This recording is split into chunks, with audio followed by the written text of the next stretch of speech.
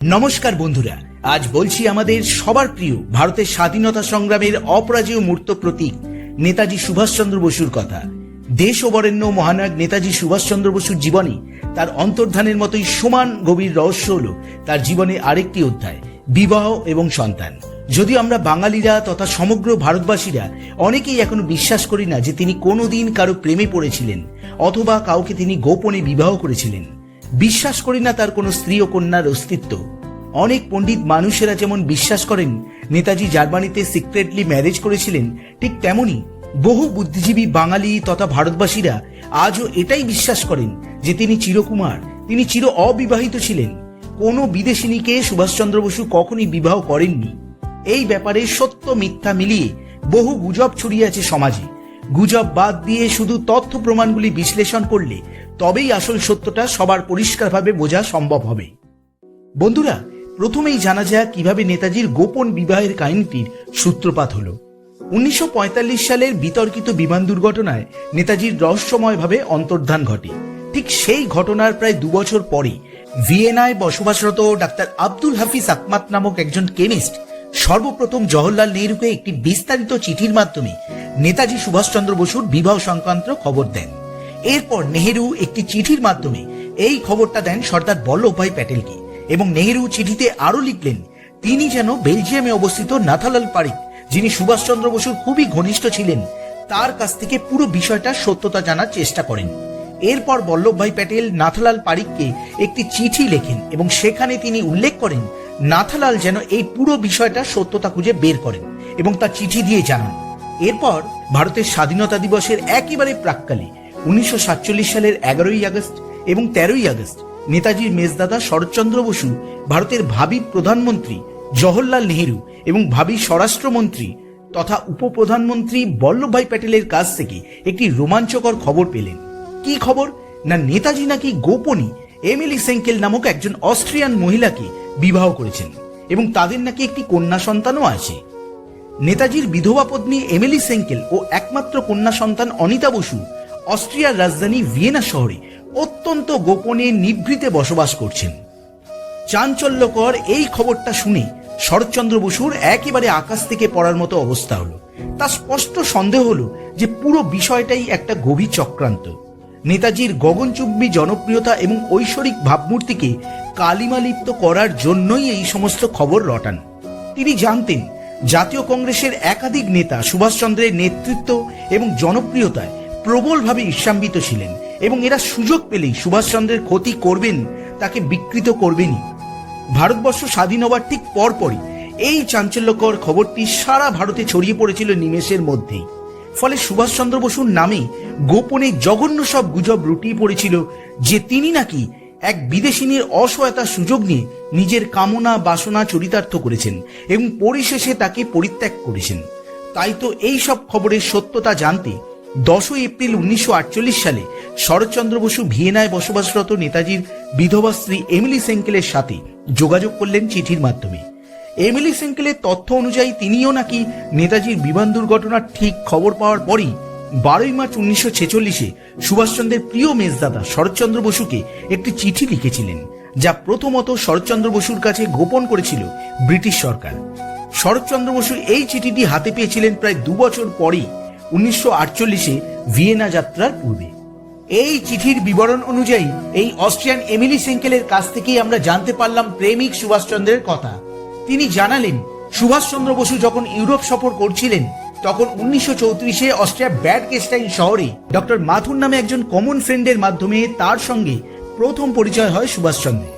সেই সময় Subhas Chandra Bose the Indian struggle নামক একটি বই লেখার কাছে ভীষণভাবে ব্যস্ত ছিলেন। সেই বই লেখার জন্য ইংরেজিতে দক্ষ টাইপিস্ট এবং শর্ট হ্যান্ডে পারদর্শী একজন সহকারী খুঁজছিলেন তিনি। বন্ধু ডক্টর মাথুর সুভাষচন্দ্রের কাছে 2 জনের নাম পাঠালেন। তাদের মধ্যেই ছিলেন একজন 23 বছর বয়সী সুন্দরী অস্ট্রিয়ান তরুণী এমিলি সেঙ্কেল। তিনি ইন্টারভিউ দিলেন এবং সুভাষচন্দ্রের পার্সোনাল অ্যাসিস্ট্যান্ট হিসেবে নিযুক্ত হলেন। দানুব নদীর দেশে সেদিনই সুভাষচন্দ্রের জীবনে শুরু হলো অন্য এক অধ্যায়। সুভাষচন্দ্র তখন 37 বছরের তরুণ, এমিলির চাইতে 14 বছরের বড়। সুভাষচন্দ্র বসু তখন হয়তো ধারণাও করতে পারেননি ভিয়েনায় তার জীবনে এক অপ্রত্যাশিত তুফান সৃষ্টি করতে চলেছে এমিলি সেঙ্কেল নামক এই অস্ট্রিয়ান তরুণী টাইপিস্ট। এমিলি সেঙ্কেল তার চিঠিতে এও জানিয়েছেন যে প্রথম আলাপের প্রায় 7 বছর পরে অর্থাৎ 1941-এ সুভাষচন্দ্র বসু যখন জার্মানির বার্লিন শহরে গুরুত্বপূর্ণ কাজে ব্যস্ত ছিলেন, তখন সুভাষচন্দ্র এমিলি সেঙ্কেলকে প্রপোজ করেন এবং এমিলি সেঙ্কেলও সেই প্রপোজালে সাড়া দেন। এরপর তারা গোপনে 1942 সালের জানুয়ারি মাসে হিন্দু মতে বিবাহ বন্ধনে আবদ্ধ হন, কারণ সেই সময় জার্মানিতে থাকা কোনো বাসিন্দার বিদেশিদের বিয়ে করা ছিল আইনত সম্পূর্ণ নিষিদ্ধ। এরপর 1942-এর 29শে নভেম্বর তাদের একমাত্র কন্যা সন্তান অনিতা বসুর জন্ম হয়। এদিকে শরৎচন্দ্র বসু এই চিঠি পড়ার পরেই একেবারে বিস্মিত হয়ে পড়লেন। তিনি সত্য মিথ্যা স্বচক্ষে যাচাই করবার জন্য 1948 সালে প্রায় শেষ ভাগে সপরিবারে ভিয়েনা গিয়ে এমিলি সেঙ্কেল এবং তার সন্তানের সঙ্গে দেখা করলেন। এমিলি শরৎচন্দ্র বসুকে জানালেন যে 1942 সালে তাদের বিবাহ হয়েছিল অস্ট্রিয়ার ব্যাড গেস্টাইন শহরে একেবারে গোপনে। তবে তাদের মধ্যে আর কি কথাবার্তা হয়েছিল কেউই তা স্পষ্ট বিস্তারিত জানাননি, কিন্তু নিউজ পেপার রিপোর্ট অনুযায়ী এমিলি শরৎবাবুকে তার পুত্র সন্তানকে দেখিয়েছিলেন। দেশে ফিরে এসে শরৎচন্দ্র বসু সবিস্তারে আর কিছুই বললেন না। যাই হোক, নেতাজির স্ত্রী পুত্র আসল নাকি নকল সেটা প্রমাণ করার কোনো রাস্তাই ছিল না। তখন তো আর ডিএনএ টেস্ট ছিল না। এমিলি তার বিবাহ সার্টিফিকেট বা তার পুত্র বা কন্যা যাই হোক না কেন, তার বার্থ সার্টিফিকেট কিছুই দেখাননি শরৎবাবুকে। সুতরাং ব্যাপারটা যে তিমিরে ছিল সেই তিমিরেই রয়ে গেল। তবে শরৎচন্দ্র বসু চুপ করে থাকার একটা অন্যান্য সম্ভাব্য কারণ ছিল। বিভিন্ন সূত্রের খবরের ভিত্তিতে তিনি নিশ্চিত ছিলেন যে সুভাষ এখনো জীবিত আছেন।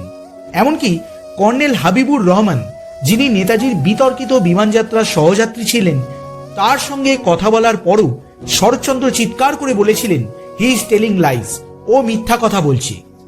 শরৎচন্দ্র বসু ভেবেছিলেন যে সুভাষ তো ফিরবেই। সুভাষ ফিরলে তার স্ত্রী পুত্র বা কন্যার ব্যাপারে সবকিছু জলের মতন পরিষ্কার হয়ে যাবে। এদিকে পিএম জওহরলাল নেহরু সুভাষচন্দ্র বসুর বিধবা স্ত্রী ও কন্যার খবর শুধুমাত্র বসু পরিবারে পাঠিয়েই থেমে থাকলেন না। স্বাধীনতার ঠিক পরপরই তিনি একটি সভাতে নেতাজির বিবাহ এবং সন্তানের কথা বেশ ফলাও করে ঘোষণা করলেন। কিন্তু এখানে একটা গোলমাল হয়ে গেল।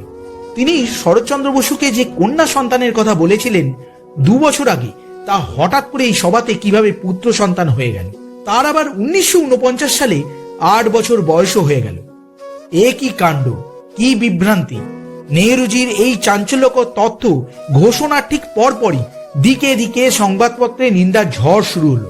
শরৎচন্দ্র বসু এই ব্যাপারে কোনো কিছু না আলোচনা করলেও চতুর্দিকে নেতাজির স্ত্রী ও পুত্রের খবর প্রচারিত হতে শুরু করে। বিভিন্ন নেতা নেত্রী শরৎবাবুর কাছে চিঠি লিখে জানতে চাইলেন ব্যাপারটা আসলে কি। এইরকমই এক চিঠির উত্তরে শরৎচন্দ্র বসু 2 লাইনের সংক্ষিপ্ত চিঠিতে লিখলেন, ওসব কথায় কান দেবেন না, ইগনোর সাচ আর্টিকেলস। দুর্ভাগ্যবশত এমিলির সঙ্গে দেখা করে দেশে ফেরার অল্প কিছুদিনের মধ্যেই শরৎচন্দ্র বসুর আকস্মিক মৃত্যু হয় এবং শরৎচন্দ্র বসুর মৃত্যুর সঙ্গে সঙ্গেই নেতাজির বিবাহ রহস্য ভেদ করার একটা গুরুত্বপূর্ণ সূত্র চিরকালের মতন হারিয়ে যায়। 1949 সালে নেতাজির যে সন্তান ছিল 8 বছরের পুত্র, 1951 সালে কোনো এক মায়াবী জাদু বলে সরকারি তথ্য অনুযায়ী সেই পুত্র রাতারাতি হয়ে গেল কন্যা। এখানে মজার ব্যাপার হলো 1951 সালেও সেই কন্যার বয়স যথারীতি 8 বছরই রয়ে গেল। নমস্কার বন্ধুরা, আজকের ভিডিওতে নেতাজির প্রেম বিবাহ রহস্যের মুখোশ খুলতেই আমি হাজির হয়েছি আপনাদের সামনে। সর্বপ্রথম কতগুলি গুরুত্বপূর্ণ প্রমাণ আপনাদের সামনে তুলে ধরবো আমি। দেখুন কিভাবে নেতাজিকে বদনাম করার জন্য, তার ঐশ্বরিক ভাবমূর্তিকে কলঙ্কিত করার জন্য চক্রান্তকারীরা বছরের পর বছর ধরে নোংরা চক্রান্ত করে গেছেন। অনবরত মিথ্যার প্রচার করে করে সেই সব তথ্যকে সত্যিতে পরিণত করেছেন তারা। আগেই বলে রাখি, বিভিন্ন পত্রপত্রিকা এবং নেতাজি গবেষকদের বিভিন্ন গ্রন্থ থেকে আজকের গুরুত্বপূর্ণ তথ্য প্রমাণগুলি সংগৃহীত করা হয়েছে, যা প্রমাণ করবে এত বছর ধরে প্রচারিত নেতাজির স্ত্রী ও কন্যার গল্প পুরোটাই সাজানো, মিথ্যে। আমি সেই অতি গুরুত্বপূর্ণ সত্য প্রমাণগুলি আপনাদের সামনে তুলে ধরার চেষ্টা করলাম মাত্র। প্রথম প্রমাণ, 1948 সালে দক্ষিণ কলকাতায় বর্তমান যতীন দাস পার্কে বিপ্লবিত্রয়ী বিনয় বাদল দীনেশের শহীদ স্মরণে অনুষ্ঠিত হওয়া এক সভায় বিশিষ্ট কংগ্রেস নেতা তুলসীচরণ গোস্বামী বক্তৃতায় বলেছিলেন, ব্রহ্মচারী সুভাষচন্দ্রের বিবাহের কাহিনী রচনা হয়ে গেছে, যে কোনো সময় তার রটনা হতে পারে। তথ্যসূত্র ডক্টর জয়ন্ত চৌধুরীর ক্ষমা করো সুভাষ, পাতা 68। কিন্তু তুলসীচরণ গোস্বামী কেন হঠাৎ এই কথা বলেছিলেন? সম্ভবত তার দুটি প্রধান কারণ ছিল। প্রথম কারণ, 1947 সালে টেলিগ্রাফ নামক ইংরেজি সংবাদপত্রে প্রথম সুভাষচন্দ্র বসুর বিবাহ সংক্রান্ত একটি খবর প্রকাশিত হয়। তাতে বলা হয় 1937-38 সালের মধ্যে চেকোস্লোভাকিয়া দেশে সুভাষচন্দ্র বসু বিবাহ করেছেন এবং তার একটি কন্যা সন্তান আছে যার নাম নিমা। এই চাঞ্চল্যকর তথ্য প্রকাশিত হওয়ার পরে সারা ভারতে দিকে দিকে নেতাজির আরেকটি বিয়ে সন্তানের খবর ঘিরে শোরগোল পড়ে যায়। অবস্থার বেগতিক দেখে ভারত সরকার তাড়াতাড়ি একটা সাফাই তৈরি করে যে চেকোস্লোভাকিয়া এবং অস্ট্রিয়া যেহেতু পাশাপাশি দেশ, তাই ভুল করে দেশটা অস্ট্রিয়া না লিখে চেকোস্লোভাকিয়া হয়ে গেছে, আর কন্যা সন্তানের নাম অনিতা না লিখে ভুল করে নিমা হয়ে গেছে। কারণ নিমা আর অনিতা অনেকটা শুনতে একই রকম না, তাই হয়তো রিপোর্টে ভুল করে লিখে ফেলেছে। ও এমন কিছু না। 2015 সালে পশ্চিমবঙ্গ সরকার কর্তৃক প্রকাশিত 43 নম্বর নেতাজি ফাইলে এই গোপন গোয়েন্দা রিপোর্ট প্রকাশিত হয়েছে। দ্বিতীয় কারণ, 1948 সালে শরৎচন্দ্র বসু ভিয়েনায় এমিলি সেঙ্কেলের সঙ্গে দেখা করেছিলেন এবং সেখানে তোলাও হয়েছিল একসাথে ফটো, যদিও তিনি পরবর্তীকালে এমিলি পরিচয় পর্বটিকে প্রবঞ্চনা বলে উল্লেখ করেছিলেন। ঠিক এর পরপরই 1949 সালের 21শে এপ্রিল হিন্দি সংবাদপত্র সন্মাক পত্রিকায় প্রথম খবর প্রকাশ পায় নেতাজির 8 বছরে এক পুত্র সন্তান আছে। এই চাঞ্চল্যকর খবরে চারিদিকে সেই সময় আলোড়ন পড়ে যায়। ঠিক তার পরের দিনই অর্থাৎ 22শে এপ্রিল আবার সন্মাক পত্রিকায় এক খবর প্রকাশ করা হয়, যার শিরোনাম ছিল নেতাজি কি পত্নী, যেখানে এক বিদেশিনীর সাথে নেতাজির বিবাহের গল্প তুলে ধরা হয়। সুকৌশলে রটিয়ে দেওয়া এই দুই খবরের টানাপোড়েন বেশ কয়েক বছর ধরে চলতে থাকে। যদিও এই খবরের প্রকাশের পরেই খবরের সত্যতা জানতে উত্তরপ্রদেশের সেই সময়কার ফরওয়ার্ড ব্লক নেতা রামগতি গাঙ্গুলি মেজদার শরৎচন্দ্র বসুকে একটি চিঠি লেখেন।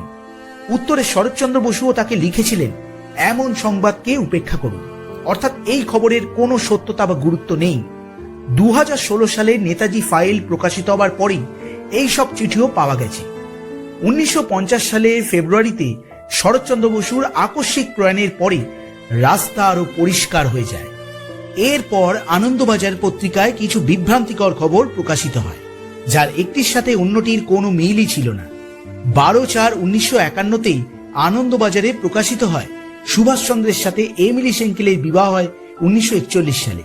তাদের এক কন্যা সন্তান আছে, যার জন্ম হয় 13/1/1943 সালে। ফের 4 দিনের মাথায় 16/4/1951 সালে আনন্দবাজারে প্রকাশিত হয় 1942 সালে এমিলির সাথে সুভাষচন্দ্রের বিবাহ হয়। 1960-এর দশকের শেষের দিকে জয়শ্রী প্রকাশনের প্রকাশিত নেতাজি সহধর্মিনী বইটিতে লেখক শেখর বসু নেতাজির বিবাহের তারিখ উল্লেখ করেছেন 1941 সালে। শরৎচন্দ্র বসুর পুত্র Sisir Basu infringement of copyright অ্যাক্টে জয়শ্রী প্রকাশনের বিরুদ্ধে একটি মামলা করে 1977 সালে কলকাতা হাইকোর্টে জমা দেয়া হলফনামায় বলেছিলেন যে নেতাজি নাকি 1942 সালে এমিলি সেঙ্কেলকে বিবাহ করেছেন। আবার এই শিশির বসুই নিজেই নিজের নেতাজিকে নিয়ে লেখা রচনাবলীতে লিখেছেন 1937 সালের 29শে ডিসেম্বর নেতাজি বিবাহ করেছিলেন। অর্থাৎ তিনি নিজেই নিজের বিরোধিতা করছেন। তিনি কোনটা সত্য বলছেন আর কোনটা মিথ্যে তা একেবারেই স্পষ্ট নয়। বেশ কয়েক বছর ধরে চলাই অবস্থার বিরুদ্ধে বিপ্লবী ও সাংবাদিক সত্যরঞ্জন বক্সী একবার বসুমতী পত্রিকায় একটি আবেদন লেখেন। সময়টা হলো 17ই ভাদ্র 1368 ইংরেজি 1961, যার শিরোনাম ছিল নেতাজির বিরুদ্ধে কুৎসা রটনা বন্ধ করুন। সেই সময় সত্যরঞ্জন বক্সীর কথার বিরুদ্ধে কোনো প্রতিবাদ করার সাহস কেউ দেখাননি, কারণ তিনি ছিলেন দেশবন্ধু শিষ্য এবং সমবয়সী সুভাষচন্দ্রের ডান হাত। তিনি প্রকৃত সত্য কথা জানতেন। 1981 সালের জানুয়ারি মাসে তার প্রয়াণ হয়। আবারও বেশ কিছু বছর বাদে 27/3/1994 সালে আনন্দবাজার পত্রিকায় কৃষ্ণা বসু লেখেন 1934 সাল থেকে নেতাজি এক বিদেশি মহিলার সাথে প্রেম করছেন। তার ভাষা ছিল নেতাজি প্রেমে হাবুডুবু খেয়েছেন। তিনি আরো লেখেন তাদের বিয়ে হয় 1937 সালে গোপনে। বন্ধুরা বুঝুন কাণ্ড, একটি মানুষের বিয়ের তারিখ কখনো 1937, আবার কখনো 1941, তো কখনো আবার 1942 দেখানো হয়েছে। অর্থাৎ নেতাজি তিনবার বিবাহ করেছিলেন। একইভাবে তার কন্যার জন্মের তারিখও কখনো বা 1942, তো আবার কখনো 1943 সাল বলা হয়েছে। দ্বিতীয় প্রমাণ, পশ্চিমবঙ্গ স্টেট আর্কাইভস বা রাজ্য মহাফেজখানায় রাখা ফাইল নথি নাম্বার 524/39 থেকে পাওয়া তথ্য অনুযায়ী সুভাষচন্দ্র বসু একবার চীনে যাওয়ার জন্য ভিসা চেয়ে আবেদন করেছিলেন 1939 সালে। ভিসার সেই ফর্মে বা আবেদনপত্রে 3 নম্বর ঘরে বিবাহিত না অবিবাহিত জায়গায় তিনি নিজেকে অবিবাহিত বা সিঙ্গেল বলে অভিহিত করেছেন। ফর্মের তলায় নিজ স্বাক্ষর ও তারিখ 23/11/1939 লেখা। অথচ 1994 সালে মেজদা শরৎচন্দ্র বসুর পুত্রবধূ কৃষ্ণা বসু আনন্দবাজার পত্রিকায় লিখলেন 1937 সালে নেতাজি প্রেম করে বিয়ে করেছেন। অর্থাৎ কৃষ্ণা বসুর কথায় সুভাষচন্দ্র বসু ভিসা ফর্মে ভুল তথ্য উল্লেখ করেছেন। এখানে কৃষ্ণা বসু সরাসরি সুভাষচন্দ্রকেই মিথ্যেবাদী বলছেন। অন্যদিকে আমরা দেখতে পাচ্ছি নেতাজির মা প্রভাবতী দেবী জীবিত থাকাকালীন কখনোই বিবাহের গল্প বলেননি। এমনকি মেজদা শরৎচন্দ্র বসু দুবার সুভাষচন্দ্রের বিবাহের গল্প সম্পূর্ণ অস্বীকার করেছেন। এছাড়াও শেষদাদা সুরেশচন্দ্র বসু বিবাহের গল্প রটনার তীব্র প্রতিবাদ করেছেন। অন্য আরেক দাদা ডক্টর সুনীল বসু কখনোই বিবাহের গল্প বিশ্বাসই করেন। নেতাজির এক ভাইঝি ললিতা বসু নেতাজির বিবাহের সত্যতা স্বীকারই করেন। এক ভাইপো দ্বিজেন্দ্রনাথ বসু বিবাহের গল্পের বিরোধিতা করে 1975 সালে কোর্টে পর্যন্ত মামলা করেছেন। এছাড়াও নেতাজির ঘনিষ্ঠ নাম্বিয়ার হেমন্ত সরকার, দিলীপ রায়, সত্যরঞ্জন বক্সী প্রমুখ কেউই নেতাজির বিবাহ এবং কন্যা সম্পর্কিত গল্প বিশ্বাসই করেনি। প্রিয় মেজদাদা শরৎচন্দ্র বসুকে সুভাষচন্দ্রের তথাকথিত বাংলায় লেখা চিঠি, যা শরৎচন্দ্র বসু জীবিত থাকতে কখনোই প্রকাশ পায়নি, কিন্তু শরৎচন্দ্র বসুর মৃত্যুর ঠিক পরপরই এই বাংলায় লেখা চিঠিটি হঠাৎ করে প্রকাশ করা হয়। প্রশ্ন হলো, কেন এটি শরৎচন্দ্র বসুকে দেখানো হলো না? কেনই বা তা প্রকাশ করা হলো তার মৃত্যুর পর? বন্ধুরা, ষড়যন্ত্রকারীরা এই চিঠিটি নিয়ে নানা রকম ভাবে যখন যেমন পেরেছেন তেমন ভাবে বিবাহের গল্প তৈরি করেছেন একের পর এক। এছাড়াও ডিরেক্টর রিক্টার, যিনি অত্যন্ত ঘনিষ্ঠ ছিলেন সুভাষচন্দ্র বসু এবং এমিলি, তিনি সাক্ষ্য দিয়েছিলেন যে জার্মান আইন মতে এমিলি এবং সুভাষচন্দ্র বসুর বিবাহ হয়নি। ডিরেক্টর রিক্টার কেভি রামাস্বামীকে একটি ডিসকাশনে পরিষ্কার জানিয়েছিলেন যে সুভাষ এবং এমিলির বিবাহ হয়নি। তাহলে এখানে প্রশ্ন হচ্ছে বিবাহের বৈধতা এবং বিবাহের তারিখ নিয়ে। প্রশ্ন উঠছে, বসু পরিবারের কিছু সদস্যদের নিজেদের বক্তব্যগুলোকে এতবার করে পাল্টানোর কেন প্রয়োজন হল? তৃতীয় প্রমাণ, বন্ধুরা একবার ভেবে দেখুন, 1937 থেকে 1942 যে সালই হোক, এই সময় যদি নেতাজি সুভাষচন্দ্র বসু গোপনে এক বিদেশিনীকে বিয়ে করতেন, তবে সেই হাতে গরম তথ্য কি ব্রিটিশরা গোপন করত? কারণ জার্মানিতে সুভাষচন্দ্র বসু সেই সময় একজন স্বীকৃত ব্যক্তি ছিলেন। প্রকাশ্যে সবার সামনে তিনি তখন নানা আন্তর্জাতিক কাজ করে চলেছেন। তার সমস্ত কাজই একদিকে যেমন হিটলারের গোয়েন্দারাও নজরে রেখেছিল, ঠিক অন্যদিকেও নানা সূত্রে ব্রিটিশ গোয়েন্দারাও লক্ষ্য রেখেছিল। সেক্ষেত্রে প্রশ্ন হলো, এই রকম এক যুদ্ধ পরিবেশে ব্রিটিশরা কি তাদের ঘোরতর শত্রু নেতাজি সুভাষচন্দ্রের গোপন বিবাহ কাহিনী রসিয়ে রাঙিয়ে দেশবাসীর সামনে তুলে ধরতো না? পরাধীন ভারতের সামনে ব্রিটিশরা তাদের হিরোর এই অবমাননার সুযোগ কি ছেড়ে দিত? সুভাষচন্দ্রের মতো কোনো ব্যক্তির বিয়ের খবর, বিশেষত সেই বিবাহ যখন গোপনে হয়েছে, সেই খবর ব্রিটিশ মিডিয়া তথা জার্মান মিডিয়া কি চেপে যেত? অথচ দেখা যাচ্ছে ওই সময়ের মধ্যে ব্রিটিশ বা জার্মানরা সুভাষচন্দ্র বসুর এই রকম বিয়ের কোনো তথ্যই তুলে ধরেননি। এমনকি আজাদিন সরকার প্রতিষ্ঠার পরেও নেতাজি সপ্তাহে একটা দিনে নির্দিষ্ট সময়ে আন্তর্জাতিক সাংবাদিকদের মুখোমুখি হতেন। সেখানে বিভিন্ন বিষয়ে নেতাজি সাংবাদিকদের বিভিন্ন প্রশ্নের উত্তর দিতেন। সেই সময়কার এমন কোনো সংবাদপত্রের প্রমাণ মেলেনি যেখানে নির্দিষ্ট কোনো একজন সাংবাদিক নেতাজিকে তার বিয়ে বা কন্যা সংক্রান্ত কোনো প্রশ্ন করেছিলেন। এছাড়াও দেশনায়ক সুভাষচন্দ্র বসু নিয়মিত ডায়েরি লিখতেন। তিনি নেতাজি হয়ে ওঠার পরেও সেই অভ্যাসে ছেদ পড়েনি। প্রতিদিনের ঘটনা, বিশেষ কোনো দিনের কথা তিনি সর্বদা লিখে রাখতেন ওই ডায়েরিতে। অথচ দেখা যাচ্ছে সেই তিনি বিয়ে বা পুত্র বা কন্যার জন্মের মতো জীবনের দুটি গুরুত্বপূর্ণ বিষয়ের কথা একেবারেই ভুলে ডায়েরিতে লিখলেন না, উল্লেখ করলেন না তাদের নামটুকুনো। এটা একেবারেই হতে পারে না। যদি তিনি বিবাহ করে থাকতেন বা তার কোনো কন্যা বা সন্তান থাকতো, তাহলে অবশ্যই তিনি তা ডায়েরিতে লিখে যেতেন। অথচ দেখা যাচ্ছে নেতাজি সংক্রান্ত গোপন ফাইলস প্রকাশিত হবার পরে সেখানে তার ডায়েরি পাওয়া গেলেও তাতে বিয়ে বা পুত্র বা কন্যার কোনো কথা উল্লেখ ছিল না। চতুর্থ প্রমাণ, নেতাজির ফ্যামিলিরই একটা অংশ সেই সময় দাবি করে বিয়ে অত্যন্ত গোপনে হয়েছিল, কাক পক্ষীও টের পায়নি। সেই সময় সুভাষচন্দ্র বসুর বিয়ে সমর্থনকারীরা একটি অদ্ভুত ধরনের চিঠি পেশ করেছিল, যা তাদের কাছে ম্যারেজ সার্টিফিকেট হিসেবে গণ্য হয়েছিল। বন্ধুরা, এই চিঠিতে লেখকের নাম ছিল ঠিকই, কিন্তু এই চিঠিতে স্ত্রী বা কন্যার কোনো রকম নাম ছিল না এবং তারিখটাও ছিল অসম্পূর্ণ। গবেষকরা খুব ভালো করে এই চিঠিকে পরীক্ষা করবার পর জাল বলে অভিহিত করেছেন। তা সত্ত্বেও নেতাজি ভবনে এই চিঠি সাধারণ মানুষকে দেখানোর জন্য রেখে দেওয়া হয়েছে, অবশ্য তার জেরক্স কপি এবং আবছা। এই জাল চিঠি নিয়েই আন্দোলনকারীরা ও নেতাজির পরিবারের কয়েকজন সদস্য আদালতে মামলা পর্যন্ত করেছেন। তা সত্ত্বেও কিছু বিক্রি হয়ে যাওয়া গবেষক, লেখক, সাংবাদিকরা সমানে এই বিকৃতি ঘটিয়েই চলেছেন। নেতাজির প্রপৌত্রী রাজশ্রী চৌধুরী বসু, এ কে বসু এবং শিশির বসুর প্রকাশিত বইয়ে 1935, 1936 এবং 1937 সালে তোলা এমিলি সেঙ্কেলের ছবি নিয়ে প্রশ্ন তুলেছেন। কারণ 1935 সালে কার্লসবাদে তোলা এমিলি সেঙ্কেলের ছবির সঙ্গে 1937 সালের ব্যাডগেস্টাইনে তোলা এমিলি সেঙ্কেলের ছবির কোনো মিলই নেই। দুটি সম্পূর্ণ ভিন্ন মহিলার ছবি। একাধিক মুখবয়বের মহিলাকে নেতাজির স্ত্রী এমিলি বলে বহু বছর ধরে অপপ্রচার হয়েছে। এখানে প্রশ্ন উঠছে, আসল এমিলি সেঙ্কেল তাহলে কি? এছাড়াও 1994 সালে নেতাজি রিসার্চ ব্যুরো নেতাজির পত্রাবলী নামে এক বই প্রকাশ করে, যেখানে এমিলি সেঙ্কেল নামে এক বিদেশি মহিলাকে নেতাজির স্ত্রী বলে উল্লেখ করা হয়েছে এবং অন্যান্য নেতাজি সংক্রান্ত চিঠিপত্র প্রকাশ করা হয়েছে। প্রশ্ন হলো, দীর্ঘ 40 থেকে 50 বছর পরে কেন এই চিঠিপত্র প্রকাশ করা হলো, যেখানে 1947, 1949, 1950 তথা 1951 সালেই নেতাজির বিয়ে ও কন্যার গল্প প্রথম বাজারে আনা হয়েছিল? তখন কেন প্রমাণ হিসাবে এই সব চিঠিপত্র দেখানো হলো না? এর উত্তরে নেতাজি রিসার্চ ব্যুরো তাদের সম্পাদকীয় কলমে লিখেছে, 1980 সালে কে বা কারা এই চিঠিপত্রগুলি ওদের দিয়ে গেছে। সেই কে বা কারাদের ওরা চেনেন না, দেখেওনি। হঠাৎ এই চিঠিপত্র একটা সিগার বাক্সের মধ্যে আবিষ্কৃত হয়। পঞ্চম প্রমাণ, সর্বশেষ 2016 সালে যেটুকু নেতাজি সংক্রান্ত ফাইল প্রকাশিত হয়েছে তাতে এতদিন ধরে প্রচারিত নেতাজি স্ত্রী ও কন্যার গল্পের মিথ্যে ধরা পড়ে গেছে। নেতাজি ফাইল প্রকাশিত হবার পর অনিতা বা অ্যানিটার বাবার পরিচয় নিয়ে প্রশ্ন উঠে গেছে।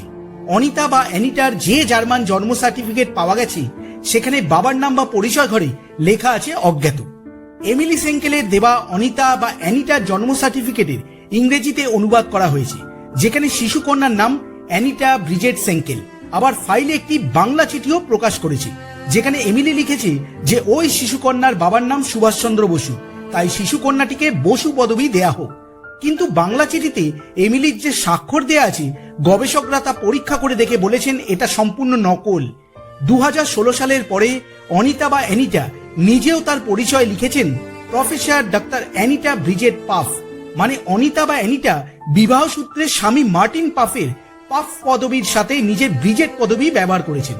এখানে প্রশ্ন হলো, অনিতা জার্মানির অক্সবার্গে যে ইউনিভার্সিটিতে প্রফেসর ছিলেন সেখানে অনুসন্ধান করে কেন দেখা হলো না তার অরিজিনাল পরিচয়পত্র? তৎকালীন ভারত সরকারের কাছে এই বিষয়ে অনেকবার অনুরোধ করা সত্ত্বেও ভারত সরকার বিষয়টা এড়িয়ে যায়।